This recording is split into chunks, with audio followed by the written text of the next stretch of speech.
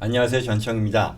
조 바이든 대통령이 동성 간의 결혼을 보호하는 이 결혼 존중 법안이죠. Respect for Marriage Act에 서명했습니다. 이제 미국에서는요, 동성 결혼이 연방법의 보호를 받게 됐다는 어떤 상징적인 그리고 실질적인 변화가 이루어졌다라고 할 수 있는데요. 바이든 대통령은 이 서명에 앞서서 이제 미국이 일부가 아닌 모두를 위한 평등과 자유, 정의를 향해 중요한 발걸음을 내딛었다라고 발표했네요. 그럼 이제 이 Respect for Marriage Act라는 게 어떤 내용을 담고 있는지를 보면요. 첫 번째는 이 원래는요. 이 결혼을 여성 한 명, 남성 한 명 간의 어떤 결합이라고 제안했던 기존의 결혼보호법이라는 게 있는데요. 이걸 폐지하고요. 동성 커플의 결혼도 합법적인 결혼으로 인정하게 되었다라고 하죠. 그리고 또 동성 결혼을 금지하는 주들이 있단 말이죠. 그런 주에서조차 만약에 동성 결혼을 인정하는 다른 주에서 합법적으로 결혼을 한 커플들이라고 하면 특정 주에서의 이 동성 결혼을 금지하는 그런 이유로 해서 타 주에서 합법적으로 이루어진 것을 불인하지 못하게 한다라는 그런 내용이 들어갔다는 거죠. 물론 그럼에도 모든 주에서 동성 결혼의 법제화를 요구하는 것은 아니고요. 한편 이 동성 결혼 법제화와 관련해서요, 뭐 아시는 분도 계시겠습니다만 이미 몇 년 전에 연방 대법원 차원에서는요, 판례, 동성 결혼이 합헌이다라는 판례를 냈었죠. 그런데 왜 이걸 또 법으로 관련 어떤 연방 법으로서 지정을 했느냐라는 궁금증을 가질 수도 있을 텐데요.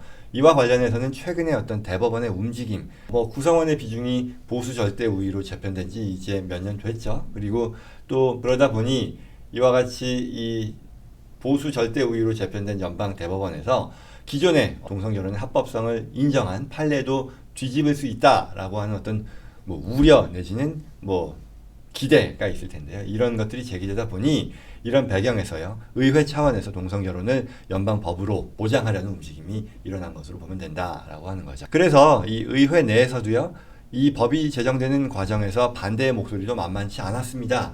뭐 당연히 예상할 수 있다시피요, 상대적으로 더 보수적인 공화당 의원의 대부분이 이 법안에 반대했었던 건데요.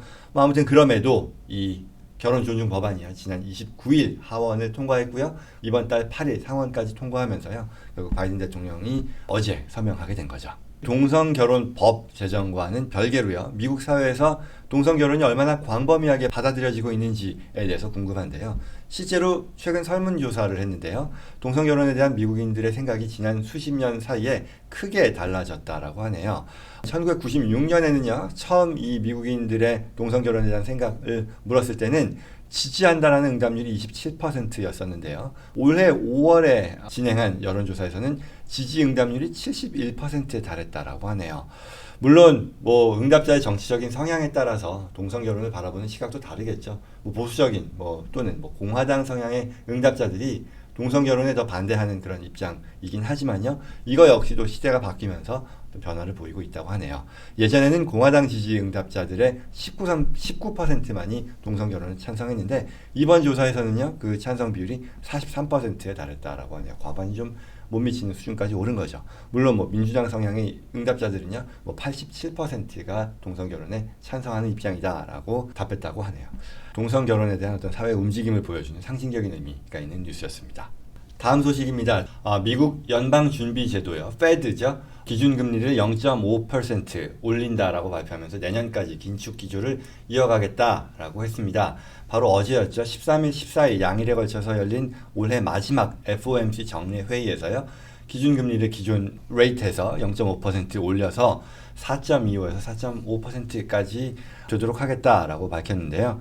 사실 지난 6월부터요, 4차례 연속으로 금리를 0.75%씩 올리면서 이른바 이 자이언트 스텝을 연이어 이어왔는데요. 하지만 최근에 이 인플레이션이 다소 완화되는 그런 조짐을 보이자 금리 인상에 대한 속도 조절에 나섰고요. 그래서 이번에는 0.5% 빅 스텝이라고 하는데요, 이렇게 올렸네요. 예전 같은 기준에서는 뭐 이것도 빅 스텝 어마어마한 건데요. 금년 들어서 자이언트 스텝을 뭐 여러 차례 하다 보니까 상대적으로 체감이 낮게 느껴지는 것 같습니다. 뭐 올해 초만 해도요, 이른바 제로 금리였었잖아요. 코로나 이 팬데믹 기간 동안에 이 연준이 침체된 미국 경제를 살리기 위해서 초저금리 기조를 유지해 왔었던 건데요. 뭐 경기 침체로부터 어느 정도 경제가 회복기에 접어들다 보니 이에 따른 어떤 가파른 물가 인상, 말하자면 인플레이션이죠. 이게 우려되는 상황이 됐고요. 이걸 억제하기 위해 금리 인상으로 돌아선 거죠. 그래서 지난 3월부터 처음으로 기준금리를 조금씩 올리기 시작했고요. 이후에 금리 인상을 6차례에 걸쳐서 단행했는데요. 결과적으로는 2007년 이후에 15년 만이죠. 최고 수준의 지금 기준금리를 달성했다라고 하네요. 그럼 이제 궁금한 거는 내년도에도 이와 같은 금리 인상 기조가 이어질 건지에 대한 궁금증인데요. 금리 인상 속도는 줄이겠지만 내년 말까지 계속해서 금리 인상 기조를 이어갈 것으로 보인다라고 하네요.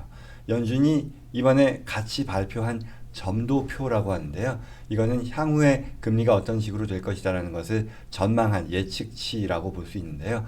2023년 말 기준 중간값을 5.1%로 지금으로부터 대략 한 0.75bp 정도, 0.75% 정도를 더 높일 거다라고 보이는 건데 이와 같은 금리 인상 기조가 계속 이어질 거다라고 보는 거죠. 관련해서 최근의 어떤 경제 지표를 보면요. 물가가 다소 안정되고 있는 거 아니냐라고 예상할 수 있다는 거죠. 최근에 바로 이 연준의 기준금리 인상 직전이었죠. 그저께 발표된 11월 소비자 물가지수요. CPI 지수를 보면 전년 동월 대비 7.1% 올라서 시장의 예측치보다도 더 낮고요. 최소폭의 상승이었다라고 하는데 결국 이와 관련해서도 파월 의장이 언급을 했습니다만 10월, 11월 이 소비자 물가 지표가 굉장히 안정적으로 나왔기 때문에 예상치보다 그래서 고무적이라고는 하겠으나 그럼에도 인플레이션의 리스크 하락세가 지속될 것이다 라고 확신을 할 수는 없는 그런 상황이기 때문에 금리 인상 기준을 유지하겠다라고 발표를 한 거죠. 그래서 여전히 인플레이션 상승의 위험이 크고 그로 인해 긴축적인 어떤 통화 정책을 유지해야 된다라고 발표한 거죠. 물가 안정이라는 것이 우리가 원하는 장기적인 그 2%대에 도달하기까지는 우리가 충분히 긴축적인 정책을 하고 있는 게 아니다. 아직 갈 길이 더 남았다라고 지적한 거죠. 이와 같은 이 연준 의장의 커멘트에 따라 어떻게 보면 이 CPI 지수가 고무적으로 나오고 말하자면 산타 랠리죠. 연말에 이런 주식시장의 랠리가 이어지지 않을까라고 기대했었던 것이 이제 찬물을 끼얹은 그런 상황이 되었다라고 하네요. 결국 이와 같은 긴축 기조가 앞으로 어떻게 될 것이냐 그러면 어떤 지표를 가지고 우리가 예상할 수 있겠느냐에 대해서도 이 기사가 나왔는데요. 서비스 물가 상승에 대한 방향이 어떻게 나올지가 중요한 지표가 될 거라고 하네요. 결국 호텔이라든가 식당과 같은 노동 집약적인 서비스 분야에서 이 평균 임금이 지난 1년 사이에 굉장히 많이 높아졌거든요. 그게 결국은 물가 인상을 압박하는 그런 요인이었었는데 이 파월 의장도요. 이에 대해서 노동시장의 과열로 인해 지금 현재 이 임금이 높은 수준으로 이어지고 있고 이로 인해 우리가 인플레이션을 막기 위해 한동안 높은 수준의 금리를 유지해야 할 것으로 예상한 이유다라고 발표했네요. 주식 투자를 하시는 분들 그리고 앞으로 연준의 입장에 대해서 어떻게 될지 궁금해하는 그런 분들 실업률 지표라던가 아니면 서비스 물가가 어떻게 잡힐지를 주목해야 될 것 같습니다. 네, 과연 얼마나 벌어야 부자의 삶을 살 수 있을까? 라는 질문인데요. 부자의 기준은 상대적이기 때문에 정답은 없겠죠. CNBC가요, 최근 이와 관련된 설문조사를 발표했다고 하는데요. 얼마를 벌어야 부자라고 느끼는가? 경제적인 안정감을 주는 소득은? 그리고 나에게 있어서 가장 현재 걱정되는 경제 문제는 뭐냐? 은퇴 시기, 은퇴에 필요한 자금, 이와 같은 내용들로 미국 성인들을 대상으로 한 설문조사를 했는데요. 우선 첫 번째로 부자라고 생각되는 연소득은요. 절반 이상의 응답자들이요. 최소 20만 불 이상이다라고 답했대네요. 5명 중에 1명 이상, 20% 이상이 또 100만 불 이상이라고 꼽았다고 하는데 현실적으로는 5만에서 19만 불, 5만 불 이상이면 어느 정도의 경제적인 안정감을 느낄 수 있는 그런 수준이다라고 답했다고 하네요. 이게 대략 7만 5천에서 10만 불, 그리고 10만 불에서 15만 불까지에 대해서 대략 20% 정도가 이 정도면 안정감을 주는 소득이다라고 답했다고 하는데요. 또한 이와 관련해서 부자의 기준은요. 여러 관점에서 평가할 수 있겠지만 중요한 게 또 상대적인 관점에서의 평가라는 게 있잖아요. 보통 이제 전체 소득 수준의 1%에 속하면 부자의 소득에 속한다라고 평가했다네요. 그래서 최근의 자료에 따르면 이 상위 1%, 미국의 상위 1%의 소득이 이 가구당 82만 불이었다라고 하니까요. 이 이상이면 또 부자다라고 평가할 수도 있겠네요. 물론 당연히 지역별로 이 생활비 수준이 다르다 보니까 뭐 대도시에 사는 경우에는요, 부자라고 생각하기에 더 많은, 더 힘든 상황인 거고, 그만큼 더 높은 수준의 소득을 기대한다라고 표현했다고 하네요. 한편 앞으로 가장 걱정되는 경제 문제와 관련해서는요, 40%에 달하는 응답자들이 인플레이션이라고 답했다라고 하고요.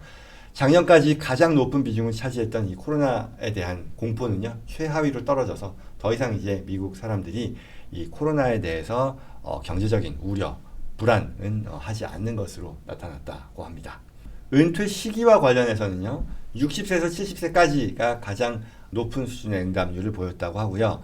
은퇴 자금은 대략 28%가요, 100만 불 이상 필요하다라고 했는데, 실제로 이에 해당되는 은퇴 자금을 준비한 경우는 드물다라고 답해서 현실적으로 어떤 안정적인 은퇴 준비가 쉽지 않은 것으로 나타났다고 합니다. 그러나 인종별로는요, 아시안 인종의 경우는 15% 이상이 이 100만 불 이상 은퇴 자금을 준비했다라고 답해서요, 타인종들에 비해 훨씬 더 많이 준비된, 대비되는 모습을 보여줬다고 하네요.